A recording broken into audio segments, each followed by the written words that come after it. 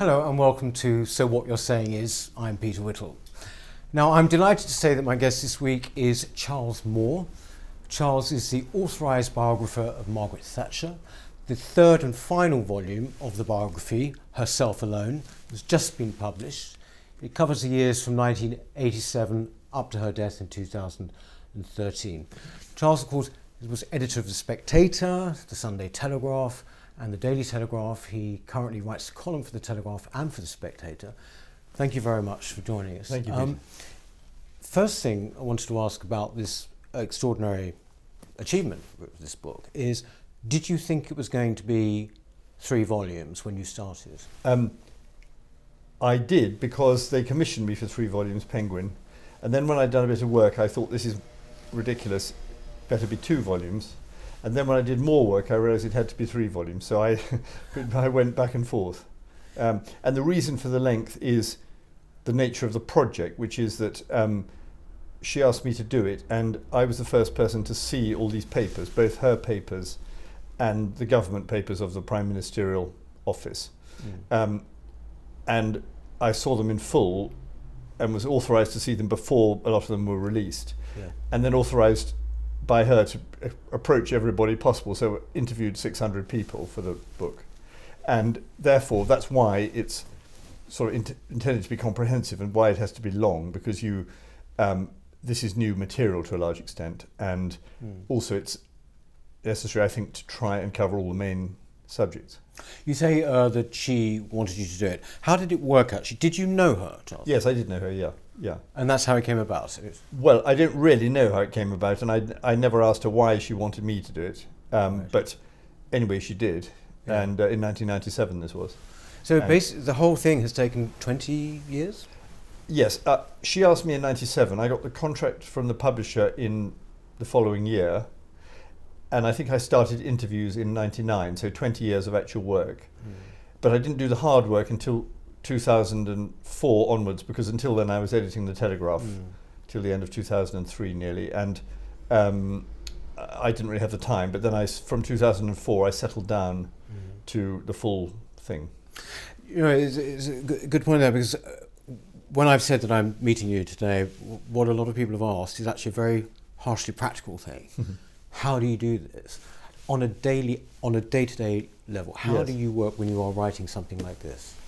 Well, as a psychopath, as apparently forgets his crimes, I can't really remember how I do it.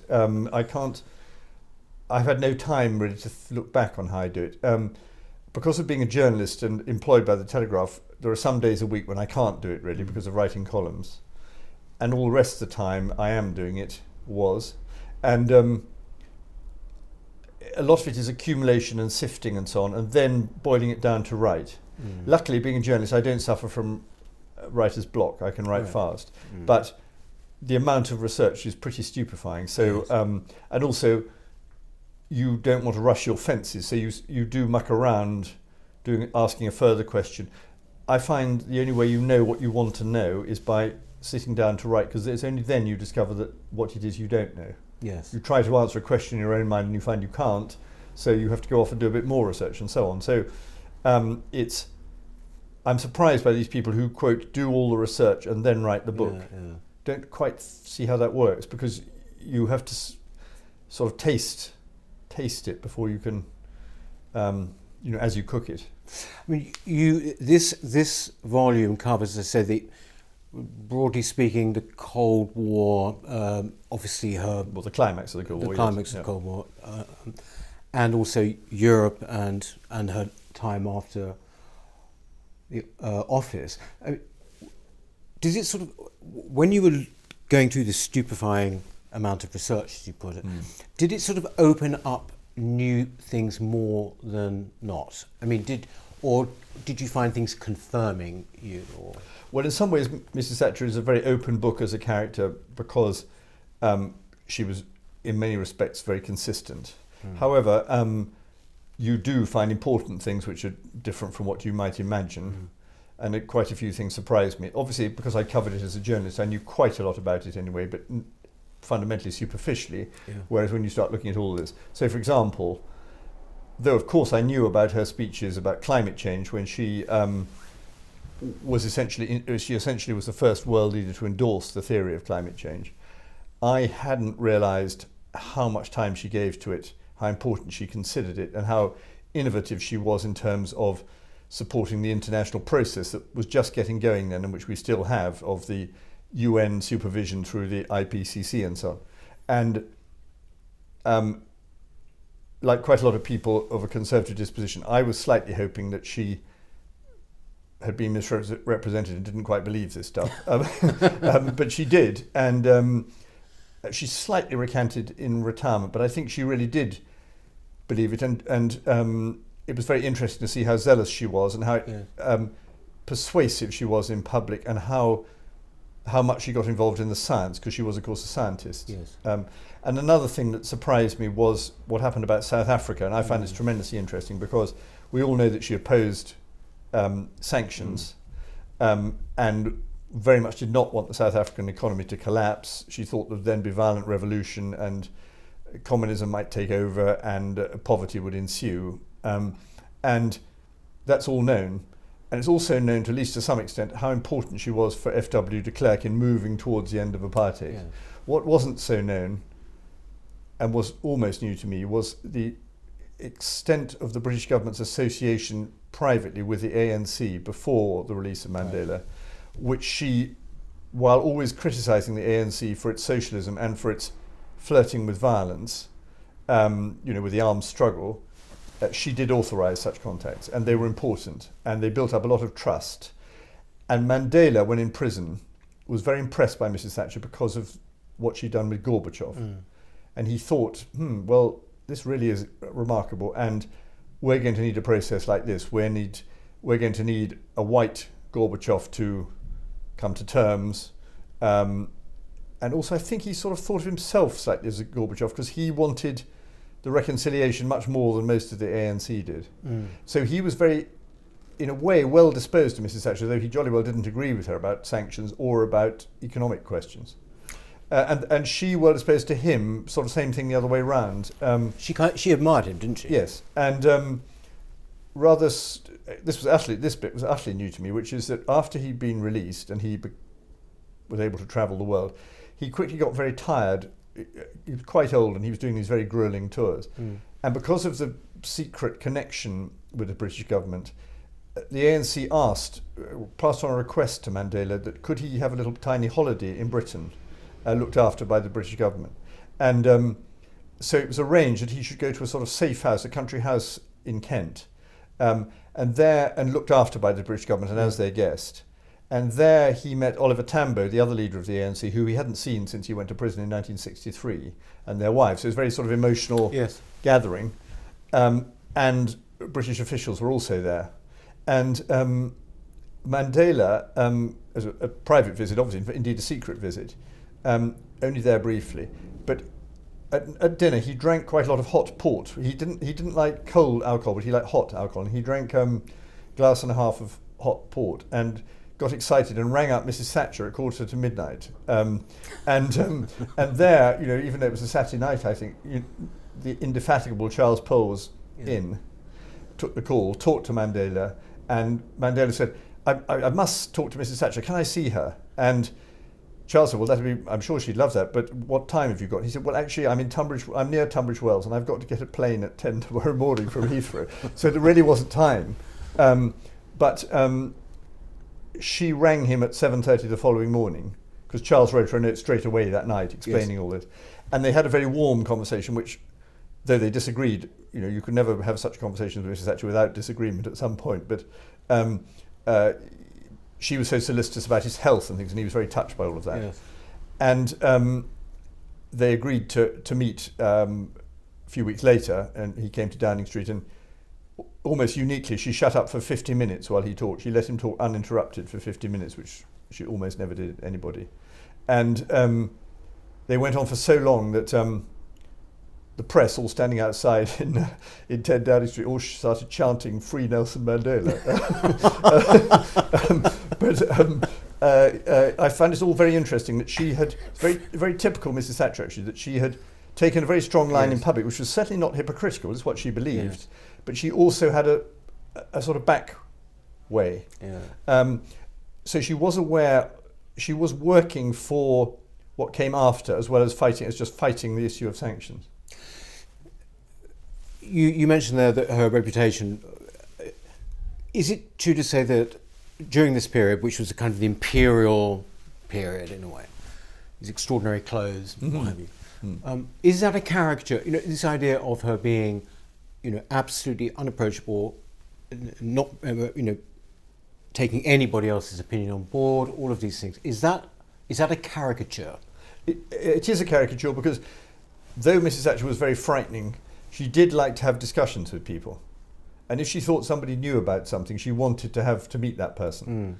I mean, she did that very much with the climate change things, for example, all these people like James Lovelock and so on, the sort of founding fathers of all of this.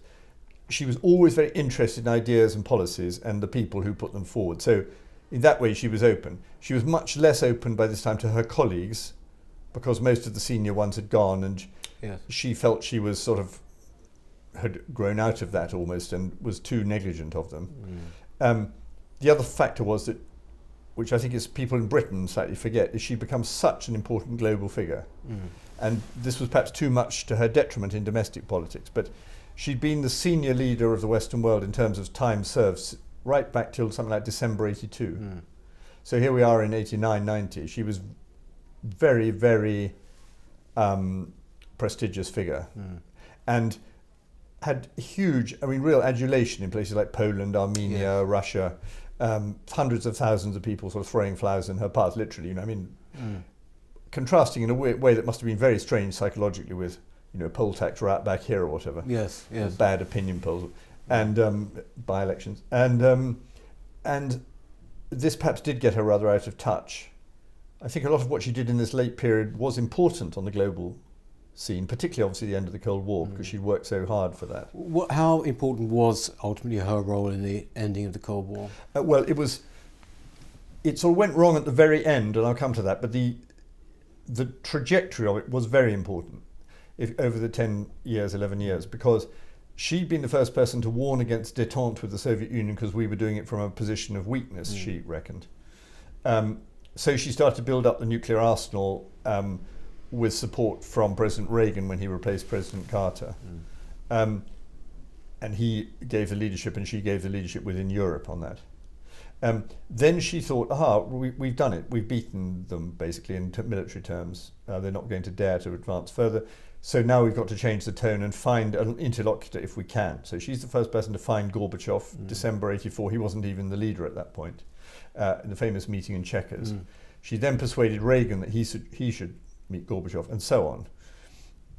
So then she becomes very friendly with Gorbachev, and her long-term tactic of engaging with the people of Eastern Europe as well as interstate relations, appealing to dissidents and to oppressed peoples and speaking directly to them, also very, very important. So she became a heroic figure in Poland, Hungary, Czechoslovakia, and actually in Russia. Very, very successful meeting in Moscow in March 87. So all this came together and helped persuade Gorbachev that you could move towards a really very different situation, both within his country and without, and help the Americans to open up as well, and so on. That all went really, really well, and then, right at the end, the problem arose that the side effect of the end of the Cold War was the reunification of Germany, which scared her, partly because she didn't like Germany, and partly because she was worried that Gorbachev would be overthrown and the Red Army would fight back. I was going to say, was the dislike of Germany, was that a kind of cultural attitude that she had, or? I think it was, yes. I think it was to do with the war and the thing she said with typical tactlessness to Helmut Kohl towards the end was, twice we've rescued Europe from you in this century, and now you're back. And that's how she felt. But she also felt other things in relation to this which were more rational. There was this rational fear about the Soviets. There was also, she hated the fact that the reunification of Germany was taken by the European community to be the occasion for greater centralization and integration by Jacques Delors and Kohl in particular.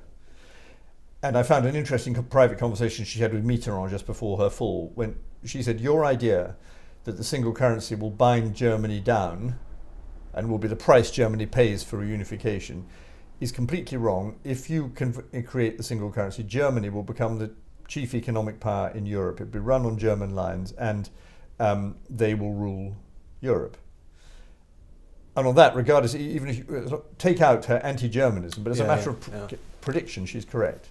But the Americans got fed up with her because Bush wanted to sort of pivot towards Germany. He also wanted to be more distant from her because he didn't like the way Reagan had, as he considered it, danced to her tune. And so she started to be the combination of Bush and Kohl and Delors, I suppose. It started to exclude her from the big stuff at the very end. She found that very frustrating. Is it a caricature again to say that she was brought down by Europe? Obviously, her downfall is a central part, obviously, of this book. I think I would say that in an important sense she was brought down by Europe. I think there were three fundamental factors, or possibly four. One was that the economy was going wrong because of the Lawson boom. Yeah. Another was the poll tax. Another was the feeling she's been around too long, we're fed up with her. Those were all important. And they all affected public opinion and the backbenchers. But the way she was actually killed politically was really by the behaviour of the cabinet. And they were much more moved by Europe than by those other issues. And they were particularly horrified, Geoffrey Howe and Michael Heseltine particularly horrified by the idea that she would weaponize, as people now say, the European issue electorally. They always want to keep it away as a subject that the electorate was considered too stupid to deal with, and she wanted to open it up to the public arbitrament and to raise a sort of democratic deficit point about the whole thing. And this really, really, really alarmed Howe and Heseltine. And of course, it was the Foreign Office and people like that were very worried about isolation and all the things. So, and she raised the subject of the referendum, which in those days would have been on the single currency while she was still in office, just at the very end. In fact, partly in one case, with an interview with me when she was fighting the leadership election, and another interview with Michael Jones of the Sunday Times. And this, of course, double alarmed the cabinet. Not only did she want to make it an issue at an election, but she wanted to have a special referendum. And they weren't having it. And I think they thought, this has got to stop. During the downfall as well, all the machinations going on, it sort of reads almost like a thriller. But again, new light has been shed. We've seen this characters emerging in a different light. I'm thinking of John Major. I mean, can you explain a little bit? Yes, I think the first important document I discovered about this was written the year before, when she was challenged by Anthony Mayer, who was obscure, in '89 in a leadership contest. It was a forerunner. And though she won the contest easily, people warned her that this could happen again, it would be worse. And they really meant Heseltine. And what I found was a document by the Deputy Chief Whip, Tristan Garrell-Jones, written only to his chief, Tim Renton, which said the end of the Thatcher era is coming, and if we don't watch out, we'll get Heseltine. And we don't want Heseltine because it will split the party. And so we need to arrange what we do about it. And he said, all this that I've just described, all this will happen unless, and that's how his memo ended, just ... Unless what? And I think what then happened in the next year was that people like Garrell-Jones tried to concert an orderly change of power, which would mean that Mrs. Thatcher would fall, though they wouldn't actively campaign against her and certainly wouldn't campaign against her in public. And that a succession would be organised which would be favourable to the Tory establishment rather than to Heseltine, who they regarded rather like Mrs. Thatcher, though with different views, as an outsider. So these were all people in the cabinet or near the cabinet, and they were essentially trying to work out things to their advantage. Which, I mean, by the way, for not necessary discreditable reasons, because she'd gone on a long time. Yes. But nevertheless, there was obviously a strong element of self-interest about how to position themselves. And what they essentially came to view is, we've got to beat, she's going to go, and that would be good if she did, and we've got to beat Heseltine. So they kept on thinking, how do we do this? And what they decided was, the best way to beat Heseltine was to have 2 cabinet members opposing him, because that would drain more votes from Heseltine. And those cabinet members would be friendly to one another, so they would say, may the best man win, when it came to the final ballot. So they decided really that was Major and Hurd, the Foreign Secretary. And Tristan Garrell-Jones was brokering it because he was a great supporter of Hurd, but he's also close to Major. And various meetings took place. And eventually, from all this complicated process, emerged the idea from John Wakeham that she should see each cabinet member, after she'd failed to prevent the second ballot, yes, she should see each cabinet member and they should say what they thought. And the reason this was arranged in this way was that they would each tell her, or most of them would, that she should go. Because they'd say things like, I'll vote for you, but you can't win, that sort of thing. Yeah. And the sort of slightly cant phrase they used was, we don't want Margaret to be humiliated, which is almost a code word saying we do want her to go. Yes. And what I discovered about John Major was, of course, he was not on the scene because he'd had his wisdom teeth out, and he was at home in Huntingdonshire when all this was going on. Mrs. Thatcher said when the second ballot was proved necessary, she rang up Major and Hurd and she said, will you support my nomination for the second ballot? And they said yes, but they weren't happy about it. And Major in particular, the reason they weren't happy about it was they wanted her to go. And the additional reason was they wanted to succeed her. And if she stood in a second ballot as cabinet ministers, they couldn't fight against her. So they'd have to resign from the cabinet if they were to contest it with her. So Major had this great conundrum. If he thinks to himself, I don't sign her nomination papers, then people are going to be very angry that I betrayed her. However, if I do sign her nomination papers and she uses them, I've had it. So what he did secretly was make an agreement with the whips and with Mrs. Thatcher's Parliamentary Private Secretary, Peter Morrison, that he would submit the nomination papers signed by him, but only if he was promised that she wouldn't use them.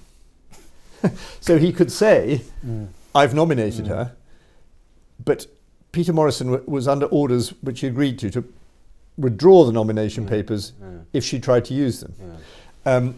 So it was a brilliantly sort of cunning piece of play. And of course, the one reason he did this was if he was standing, he wanted the vote of Thatcherites. Yes. And if Mrs. Thatcher had known that this was his game, she would not have endorsed him in this. Yeah, exactly. And so it was a very cunning piece of politics which succeeded. He signed her nomination papers. He boasted in public of having signed her nomination papers, but he made sure that they were never submitted. And he won the leadership. When she left, and the period after, which obviously is the last third really of your book, there was an attempt, it seems to me... So I'll turn this off, shall I? There was an attempt, it seems to me, from, if you like, the intelligentsia, the people who hated her, to kind of sort of take back her reputation, or at least mould her reputation retrospectively in the public mind. Would you say that's true? I mean, it's because she didn't care really what they thought very much, did she? She didn't care about Baroness Warnock. She didn't care about Jonathan Miller, any of these people. No.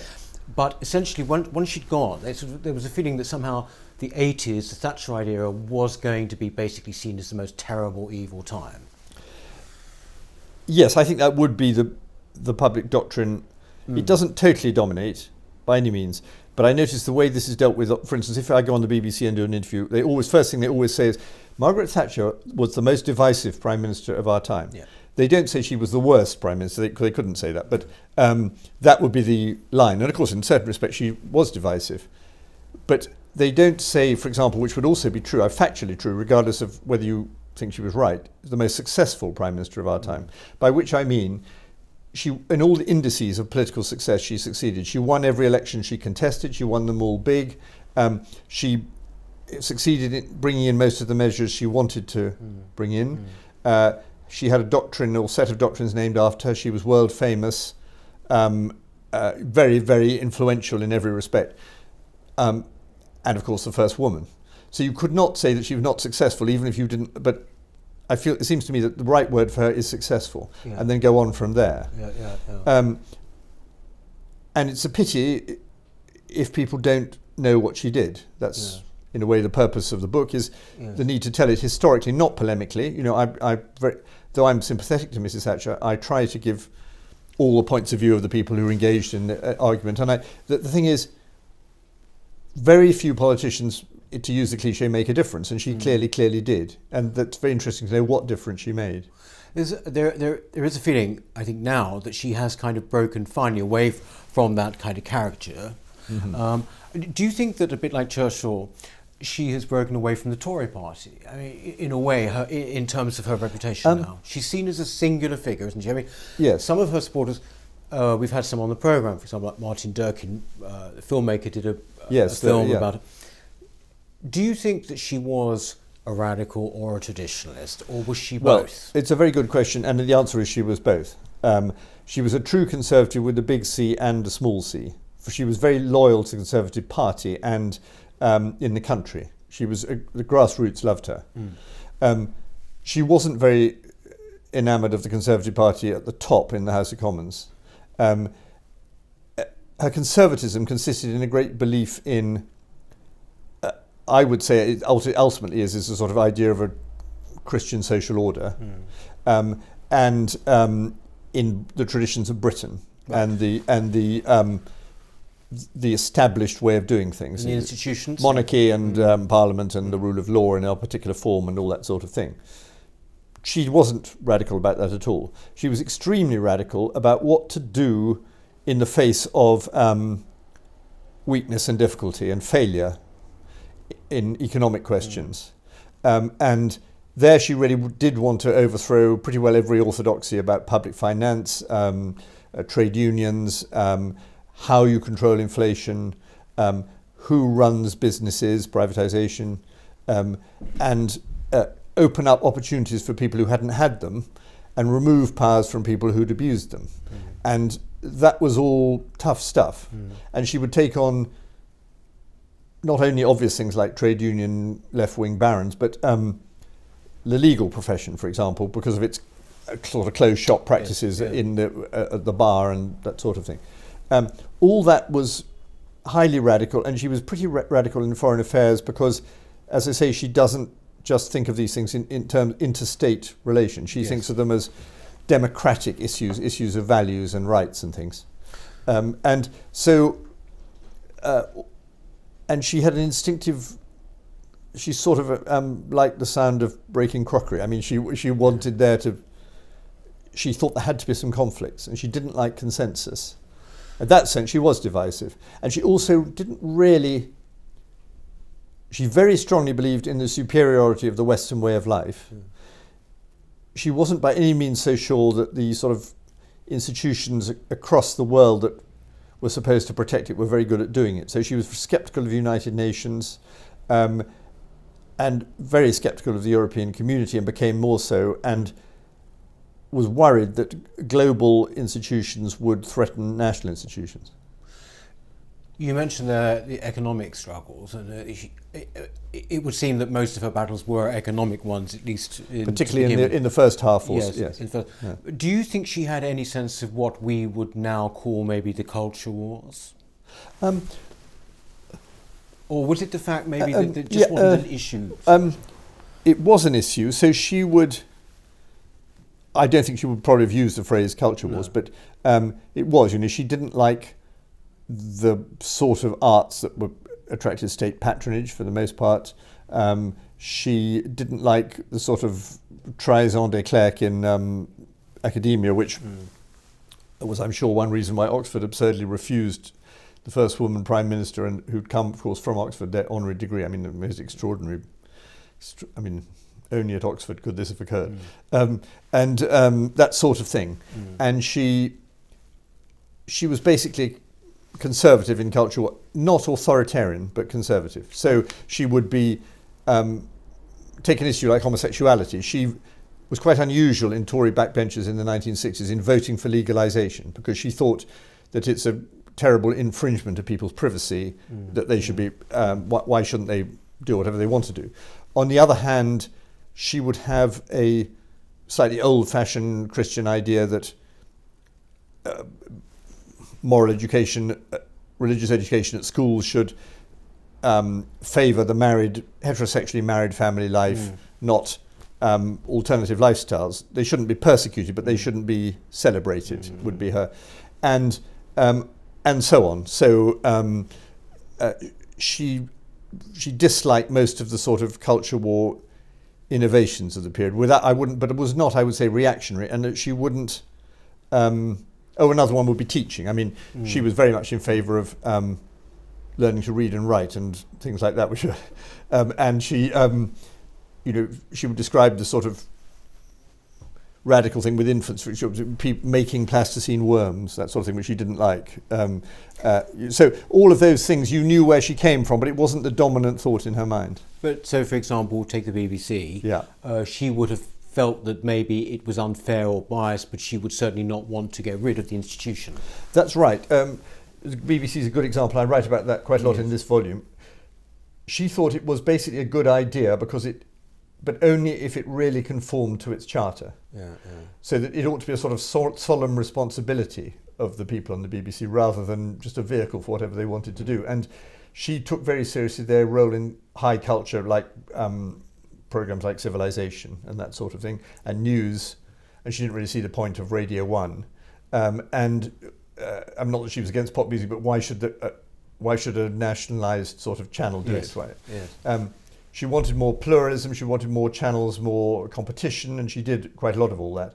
But her basic approach to the BBC as a structure was not to abolish or even really much reform the structure, but put in one or two people who would bring about change. So the Prime Minister is entitled to appoint the Director General of the BBC, or was under that at that time, and so she put in Dukey Hussey to shake it up, and he put in John Burt. Right. And between them, they did a lot to make the BBC less infuriating to her, and as she would see it, restore standards. So she didn't want to knock it down, but she did want to give it a hard kick. Yeah. When you mentioned and go into great detail about the final years of her life, and very beautifully written, if I may say. There was a movie out a few years ago called The Iron Lady. Yeah. I don't know whether you helped on that. No, certainly not, and I wouldn't have done it. But yeah. Did that? What was your view on that? Did they get it entirely wrong? I mean, this is the Meryl Streep film. No, it's a film of 100% useless politically. That film. Yes. And confusing historically, but it's good for one simple reason, which is that Meryl Streep captures Mrs. Thatcher in old age. It was very unfair to do that because she was still alive, yes. And she was demented, and they were portraying that. However, its effect as a film, I think, has been beneficial to Mrs. Thatcher's reputation, because it conveys to a new generation something that people miss. Because she was so tough, they didn't realise that she was vulnerable, and they don't realise that she paid a price for all her great efforts, and they don't realise that she had frailty and there was rather touching aspects of her. And this is very well portrayed, and therefore made her seem rightly, because she was more human. I have to ask you this question. Did she know, or what did she make of Boris Johnson? Well, she did know him a bit. She would have just seen at the end, maybe. Well, by the time he became a political figure, she was pretty well out of the political world. Yes. But she knew him and admired him as a journalist. So she noticed when he started to write from Brussels in 1989, and greatly enjoyed those dispatches, and used to wave him around a bit. And you would have been his boss at that point? I was his boss, more or less at that. Not when he began in Brussels, but yes, yeah, a bit later, in the 90s, most of the 90s. And she liked him, and she liked his work, and he was a great admirer of hers. They were never intimates or anything like that, but Boris would be a good thing in her mind. And still? Well, I mean, I never talk about what she didn't, what is a speculation. Yes. But she was, to the extent she had to do with Boris, she liked what she saw. You say the very final words in the book, Charles, are she gave everything she could. Yeah. Those are the last words in the epilogue. To use that famous quote about greatness, do you think that Margaret Thatcher achieved greatness or was born great? Well, you'd have to say both, I think, because obviously she was born with prodigious abilities. But it could have been like Gray's Elegy, which is entirely a poem about people who haven't done things. You know, this mute inglorious Milton here may rest, this Cromwell guiltless of his country's blood. All these people in a poor village who might have done something but haven't. And this sense of possibility not fulfilled, but she did do it. So she could have been the mute inglorious grocer's daughter, but she wasn't. She did it. So by the most prodigious effort, I mean, quite incredible effort, and commitment, I think, and sense of duty and very strong personal ambition. So a combination of, if you like, selfishness or egotism, let's say, and true service, did it. So it's greatness in both those forms, I think. So you admire her more as a result of this, more or less? Yeah, more because, I mean, goodness, she could be dreadful. I mean, you know, terrible and difficult and everything. But the thing was, what I realised writing the book is the difficulties she overcame were stupefying. The opposition, the problems, the fact she's the only woman, class issues, bureaucracy getting in the way, everything. And the fact she could achieve so much and do so much and communicate so much and care so much and keep going and keep winning, absolutely extraordinary. Thank you very much, Charles, for that. Thank you. The book, of course, is called Herself Alone, and it's quite an achievement, the whole thing. Thank you very much indeed, Charles. We will see you next time. Do subscribe, as I always say. I'll see you next time.